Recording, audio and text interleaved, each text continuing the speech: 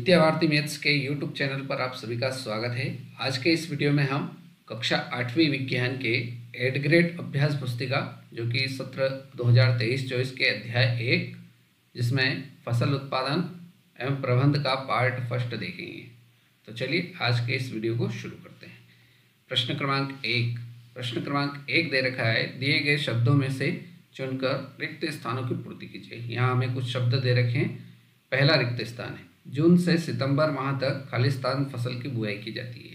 तो इनमें से अपने को छांटना है। तो जून से सितंबर माह तक खरीफ की फसल बोई जाती है, तो इसका आंसर हो जाएगा खरीफ।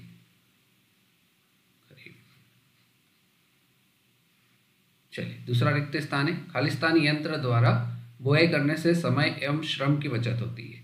तो सीड यंत्र द्वारा बुआई करने से समय एवं श्रम दोनों की क्या होती है, बचत होती है। तो इसमें हमारा उत्तर हो जाएगा सीड ड्रिल।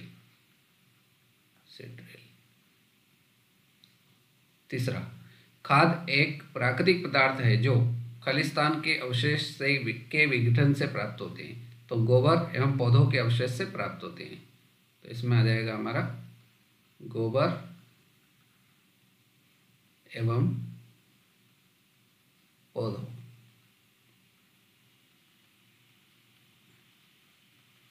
चौथा है, असमतल भूमि वाले क्षेत्रों में सिंचाई के लिए खालिस्तान का उपयोग किया जाता है।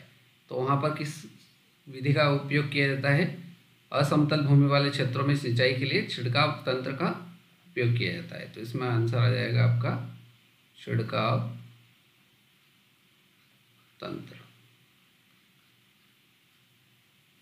और अगला है पांचवा, 2,4-D एक खालिस्तान है। तो ये क्या है? खरपतवार नाशी है।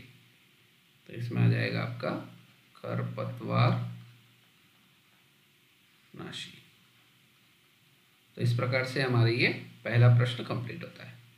बढ़ते हैं अगले प्रश्न क्रमांक 2, जिसमें हमसे बोला गया है सही विकल्प के आगे सही का निशान लगाइए। पहला है, निम्नलिखित में से किस कार्य से मिट्टी का पोषक तत्व प्राप्त नहीं होता है? फसल चक्रण, इससे प्राप्त होता है। हमसे पूछा गया है क्या नहीं होता है? कटाई करना, इससे पोषक तत्व प्राप्त नहीं होता है। तो यही हमारा राइट आंसर हो जाएगा। ऑप्शन बी इस प्रश्न का बिल्कुल सही उत्तर रहेगा। दूसरा है, पहेली जल की कमी वाले क्षेत्र में रहती है, वह सिंचाई के लिए किस विधि का उपयोग करे कि जल व्यर्थ न होकर सीधे पौधों की जड़ों को मिले? तो ऐसी कौन सी विधि है? तो रहट, डीप तंत्र, ढेकली या छिड़काव। तो डीप तंत्र विधि द्वारा अगर वो पानी की कमी वाले क्षेत्र में रहती है तो उसका उपयोग करेगी तो जो पानी है वो डायरेक्ट क्या मिलेगा? पौधों की जड़ों को मिलेगा। तो ऑप्शन बी इसका सही उत्तर होगा। तीसरा है, निम्न में से रबी फसल का सही युग्म है। कौन सी फसल ऐसी है जो रबी की फसल है? धान, मक्का, ये आपकी खरीफ की फसल है, खरीफ है ही। सोयाबीन, मूंगफली, ये भी आपकी क्या है? खरीफ की फसल है। गेहूं चना जो है ये रबी की फसल है। तो हमसे पूछा गया था रबी की फसल कौन सी है? तो ये गेहूं चना हमारा सही उत्तर हो जाएगा। अगला देखते हैं, काटी गई फसल से बीजों या दानों को भूसे से अलग करने का कार्य किस मशीन द्वारा किया जाता है?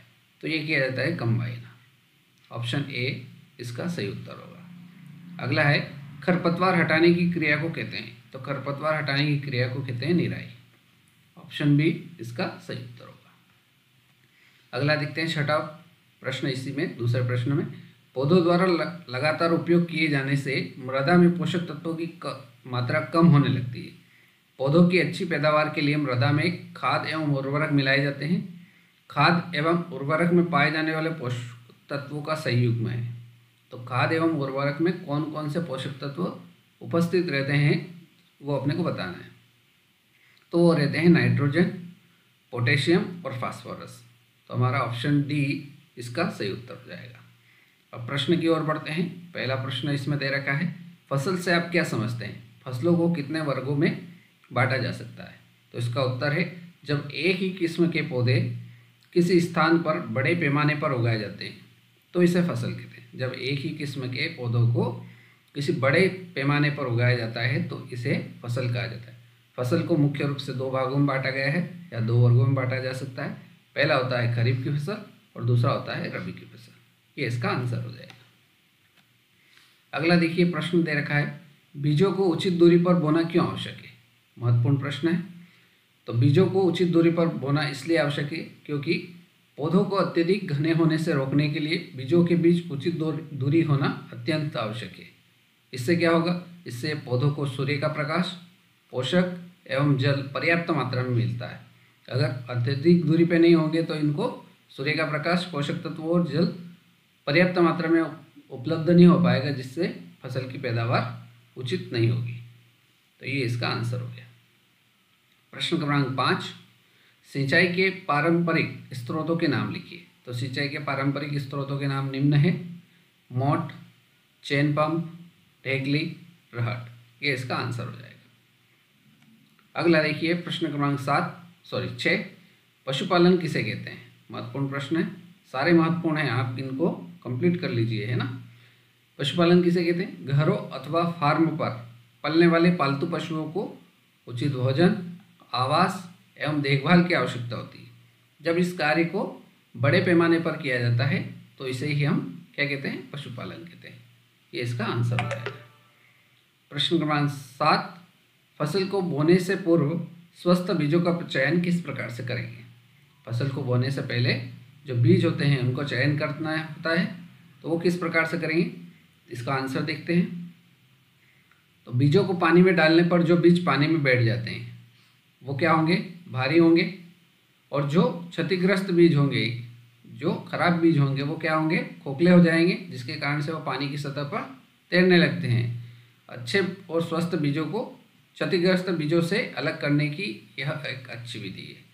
तो जिससे क्या होगा? ऊपर जो तैर रहे हैं उनको अलग कर लीजिए और जो नीचे बैठ गए वो अच्छे बीज हैं। इस प्रकार से हम फसल को बोने से पहले बीजों का चयन कर सकते हैं। महत्वपूर्ण प्रश्न है, इसको भी आप देख लीजिए।